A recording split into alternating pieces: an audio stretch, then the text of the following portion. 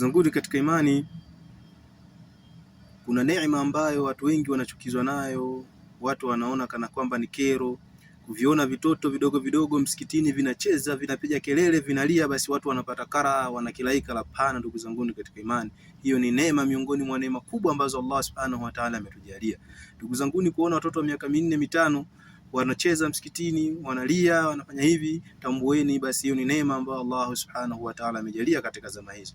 Lakini itakapofika kipindi hakutopatikana mtoto wa miaka 4 5 katika msikiti, tambueni kizazi kiovu kabisa, kizazi kibaya kabisa kimekaribishwa katika dini hii ya Kiislamu. Maana yake tapata kizazi ambacho hakimtambui Allah subhanahu wa ta'ala, kizazi ambacho hakifanyi ibada za Allah subhanahu wa ta'ala. Lakini masikitiko ndugu zanguni makubwa kabisa, watoto hawa huwezi ukawapata katika swala ya Isha, wala huwezi ukawapata katika swala alfajiri. Ndugu zanguni katika imani, wazazi, hii ni dhima tuliyokuwa nayo. Hawa watoto ambao tunawaacha majumbani, maana yake sisi ndio sababu ya kuambia kwamba nyinyi hampasi kuswali katika swala alfajiri.